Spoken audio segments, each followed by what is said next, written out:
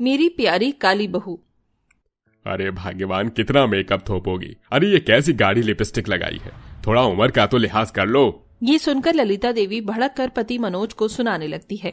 High society में ladies ऐसे ही सजती हैं। पता है प्रेमलता के बेटे की शादी कितने अरबपति परिवार में लगी है। अरे करोड़ों रुपए की तो कार दे रहे हैं। अरे कार दे रहे हैं कि हाहाकार दे रहे हैं? तुमने कुछ बोला क्या? अरे मेरी क्या मजाल जो मैं तुम्हारे सामने कुछ बोलूं। ठीक है, सब कुछ पहन लिया, मगर मेरा गला कितना सूना सूना लग रहा है। निर्जला, ओ निर्जला बहू, अरे ओ गरीब की बेटी, वो अपना वाला सोने का हार तो ला कर दे। जी लीजिए माँ जी, मगर माँ जी इस साड़ी के साथ ये नहीं है। हीरे मोती वाला हार अच्छा लगेगा। वैसे तो बहुत पुराना है, मगर इसकी चमक नहीं खोई है। हाँ, मगर है तो नकली ही। इस चांदी के हार पर सोने का पानी चढ़वा दिया है, और ये हीरा भी झूठा है। तेरे बाप की कहाँ औकात थी दहेज का? 1 रुपया तो दिया नहीं उस भिखारी आदमी ने। चलो जी, शादी में जाने के लिए लेट हो रहा है। ललिता का बर्ताव निर्जला के प्रति नीम से भी कड़वा था, क्योंकि वो दहेज नहीं लाई थी, इसीलिए हर दिन उसे ताने सुनने पड़ते थे। ललिता पैसों की लालची थी, दौलत और दिखावा ही उसके लिए सब कुछ था। कुछ देर में वो प्रेमलता के बेटे की शादी में पहुंचती है, जहां बड़ी चमक धमक थी और एक तरफ दहेज का महंगा सोफा, फर्नीचर और चमचमाती कार खड़ी थी।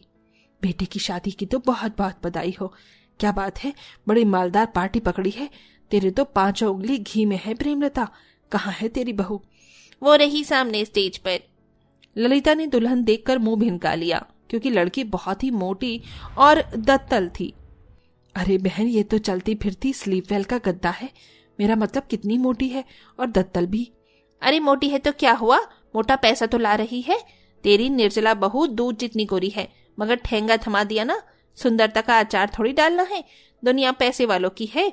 मेरे हिसाब से तो बहू सुंदर हो या ना हो, बस पार्टी मालदार होनी चाहिए। प्रेमलता की ऐसी बात सुनकर ललिता दुगने लालच में आ जाती है। अच्छा, तो फिर अपने जैसे ही एक पैसे वाली पार्टी से मेरे प्रफुल्ल का भी रिश्ता करवा दे। एक पंडित जी है जो करवाती हैं ऐसा रिश्ता, मैं भेजती हूँ तेरे पास। पंडित जी ललिता को छाया की तस्वीर दिखाते हैं, जो देखने में काफी ज्यादा काली थी, मगर अमीरी और पैसा देखकर ललिता रिश्ता पक्का कर देती है। पंडित जी, मुझे लड़की पसंद है, आप तो बस शादी की तारीख निकलवाइए। जी बिल्कुल बहन जी। विधि विधान से प्रफुल्ल छाया की शादी हो जाती है। आरती की थाली लेकर ललिता काली बहू के स्वागत में खड़ी होती है। मेरे तो हाथों में खुजली मच रही है, बस जल्दी से मेरी प्यारी काली बहू आ जाए, मैं नोटों का बंडल गिनूंगी। हाय हाय, मेरे तो मन में लड्डू फूट रहे हैं। तभी फूलों से सजी कार आती है। सास काली बहू की आरती उतारती है।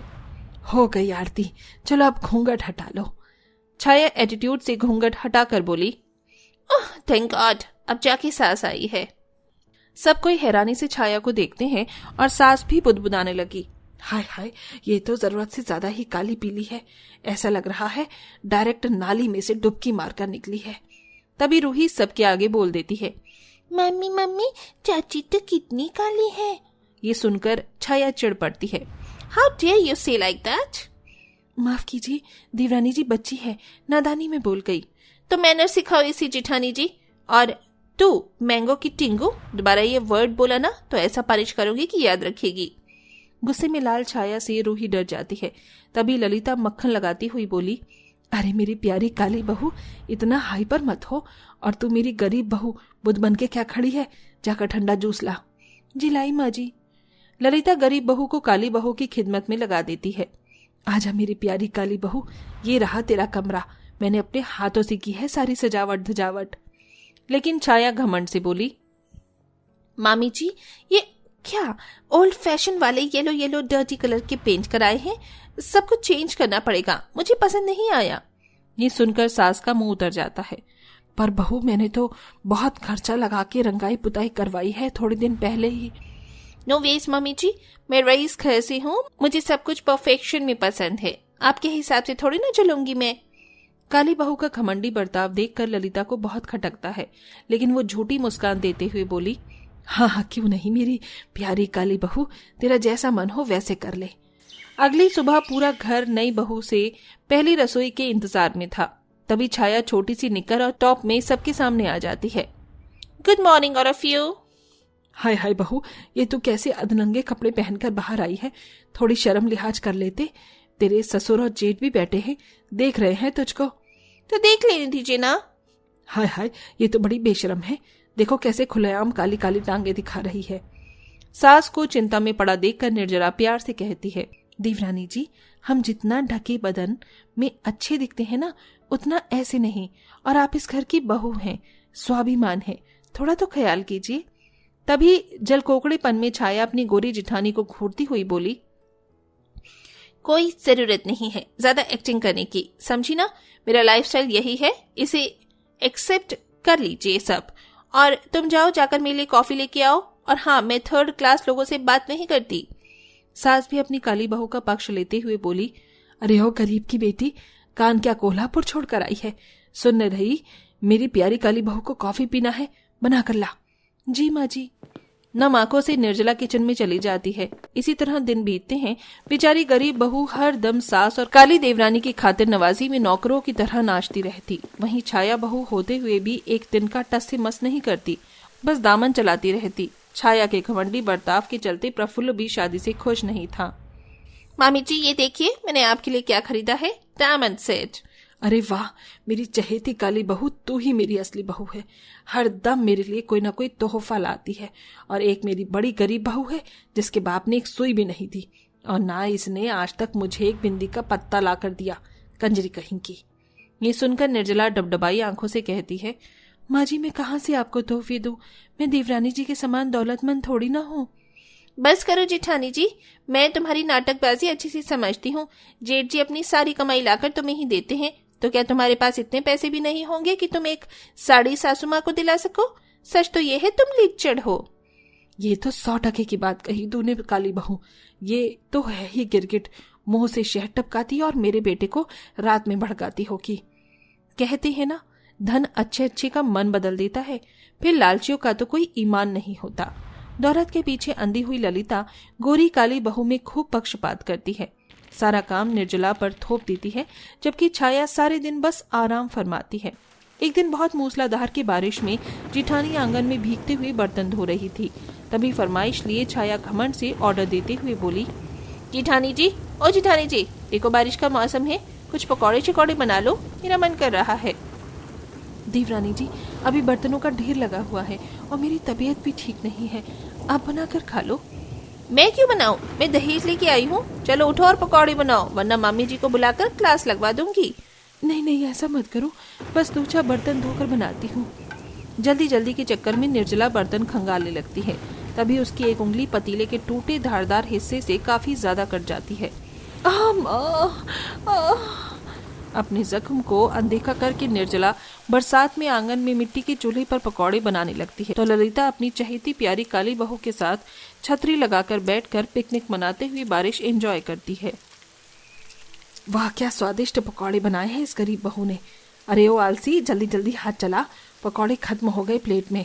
मेरी काली बहू को इंतजार मत करवा। जी बस लाई माँ जी। बरसती बादलों के बीच कभी चूल्हे के पास तो कभी सास और देवरानी के पास दौड़ दौड़ कर पकौड़े परोसती, जिसमें वो एकदम तरबतर हो जाती है और रात तक निर्जला को बुखार जकड़ लेता है, जिससे घर के कामों की दिक्कत बढ़ जाती है। मामी जी, आज तो 7 बज गए, इस करीब जेठानी ने चाय भी नहीं दिया हमें। चल बहू, देख कर आते हैं, कर क्या रही है ये। दोनों कमरे में जाकर देखती हैं तो वो बुखार में तप रही थी और दर्द में कर्रा रही थी। माँ, देख लीजिए मम्मी जी, ये तो पलंग तोड़ रही है और हम वहाँ भूखे बैठे हैं, ऐसे तो मेरी त्वचा मुरझा जाएगी। अरे ओ कामचोर, चल उठ और काम कर घर का। माँ जी, मेरी बिल्कुल भी तबीयत ठीक नहीं है, खड़े होने की हालत नहीं है। अरे कैसे पत्थर दिल सास बहू हो तुम, वो बेचारी बीमारी में पड़ी है, कम से कम अभी तो बख्श दो। क्यों उसके कान के पास कचर कचर कर रही हो, आराम करने दो उसे। हाँ हाँ ठीक है, आज के लिए छाया बहू काम कर लेगी। लेकिन छाया बिल्कुल ही मना कर देती है। मैं और काम करूं? नो वे मामी जी, मुझसे बर्तन नहीं घिसे जाएंगे और खाना बनाना मुझे नहीं आता, तो ये आप कीजिए और पहले मुझे नाश्ता दे दीजिए। खैर, इस लड़ाकू विमान से बोलने का फायदा भी नहीं है। चल ललिता, आज तो तेरी ही रेल बननी है। ललिता नाश्ता बनाने आंगन में आती है, जहां झूठे बर्तनों को लाइन लगी हुई थी और हर तरफ किचकिच मचा हुआ था। बर्तन धोते हुए उसे 2 घंटे लग जाते हैं। फिर मिट्टी के चूल्हे पर नाश्ता बनाती है, जहां चूल्हा इतने भीगे हालत में था कि धुआं धुआं मच जाता है। बाप रे, इस चूहे से तो चिमनी जितना धुआं हो रहा है। जाने बहू कैसे खाना बनाती थी। मामी जी नाश्ता बना कि नहीं? जल्दी लाइए, मेरे पेट में चूहे कूद रहे हैं। अरे लाई बहू। तभी हड़बड़ी में जाने के चलते वो फिसल कर गिर जाती है और करहाने लगती है। अरे मोरी मैया, ओहो मेरे पैर। अरे छाया बहू, मैं गिर गई हूँ, मुझे आकर उठा। लेकिन छाया बिस्तर से नहीं हिलती। लेकिन गंभीर बीमार होने की अवस्था में निर्जला उठकर आती है और सास को अंदर लाती है। संभाल कर माँ जी, संभाल कर। देवा जी, डॉक्टर को बुलाइए। कुछ देर में डॉक्टर आकर सुई दवाई करते हैं, लेकिन काली बहू को अभी अपनी भूख की पड़ी थी। वो भूकंप मचाते हुए बोली, आज की डेट में कोई मुझे नाश्ता देगा भी कि नहीं? सुबह से भूखी हूँ मैं। देवरानी जी, मैं बना के लाती हूँ। रुक जा बड़ी बहू, तू नहीं जाएगी। छोटी बहू, भगवान ने तुझे 2-2 हाथ पैर दिए है ना, खुद से बनाकर खा। अब तेरा घमंड यहाँ कोई बर्दाश्त नहीं करेगा। बहुत हुआ तेरा। अच्छा जी, तो अब मेरी पैसों की लालची सास का मुंह भी खुलने लगा। कल तक तो मेरी दुम छल्ली बनकर घूमती थी। हाँ, क्योंकि लालच में अंधी हो गई थी। समझती थी कि दौलत से सारी खुशियां, सारे सुख सुविधा खरीदे जा सकते हैं। मगर मैं गलत थी। मैंने सच्चे हीरे को नहीं पहचाना और अपनी निर्जला बहू की कभी कदर नहीं की।